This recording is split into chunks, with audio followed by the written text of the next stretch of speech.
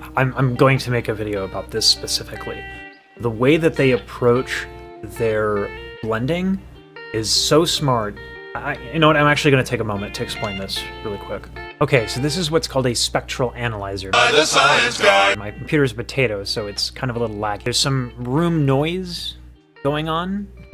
That's just why that there's always kind of a frequency going on, but like, ignore that. So ordinarily what people do when they sing and they're trying to blend is they have what's called an equalizer, and I'll show you what that does. So this is what's called a high pass or low cut filter.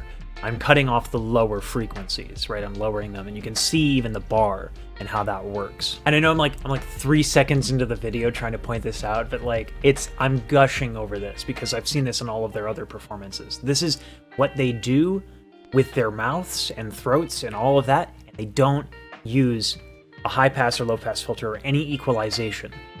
And here's how they get away with this. Watch this. Okay, so this is a little difficult to see, but I want you to take a look at how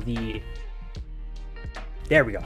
How to use my hands. All right, so look at that red line. It's a little bit closer to the dot, or to the line, right? And then if you go up here, it's a little bit more. So it's subtle, but keep in mind that these are measured in decibels, and decibels are not a matter of adding, it's a matter of orders of magnitude. So you're thinking multiplication for every additional one instead of like, you know, the difference between 10 decibels and 9 decibels is significant. That's huge, Tom! You gotta get it. Huge! So this looks tiny, but it makes a big sound difference, and you can hear it.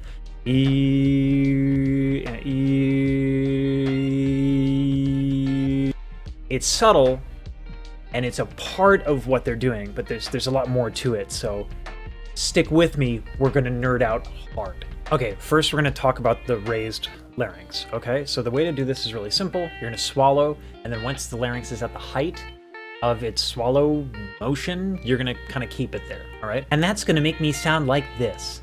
Oh boy. So let's do this whole picture thing that we did before. This is the high larynx, and this is the mighty low larynx. So the picture above is the high larynx, and the picture below is the low larynx. And you can actually see that there's a lot more lower frequencies going on in the low larynx.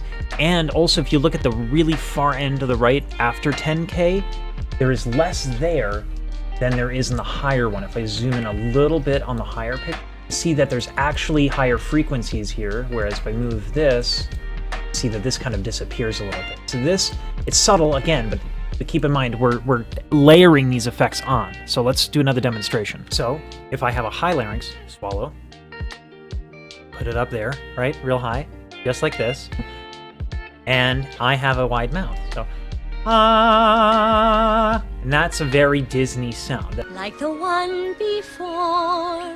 That's Hallie's technique, so that's, again, why kind of she's like the perfect Disney princess. Whereas what Chloe is doing is like a little bit different, right? It's the lower larynx and a little bit more round vowels.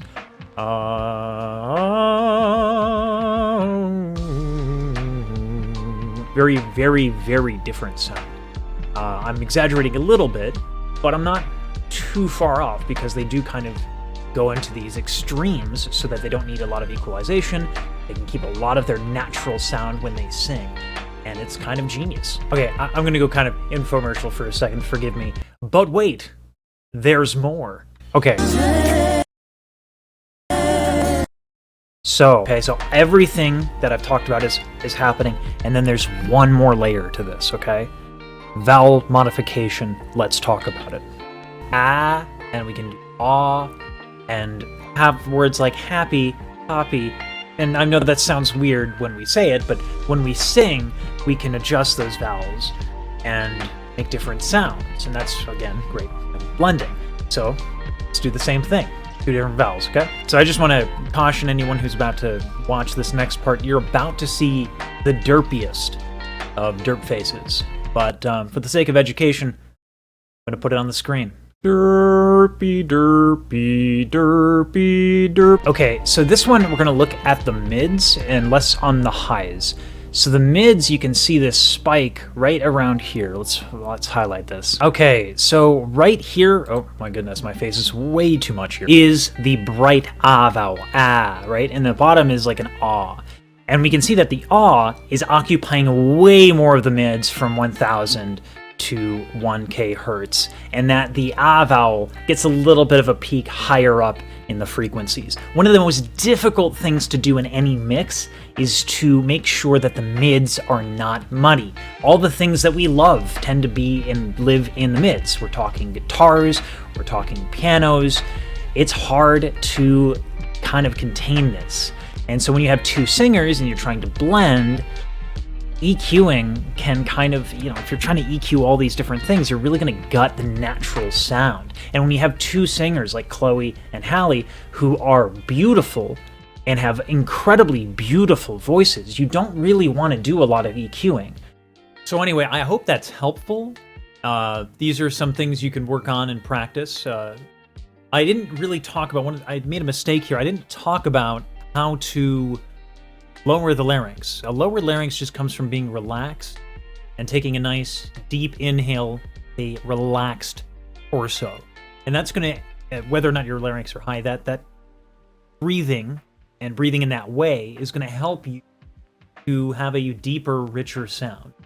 Yeah, so that's this video. And thank you for watching. I do give free help down in my Discord link down below there.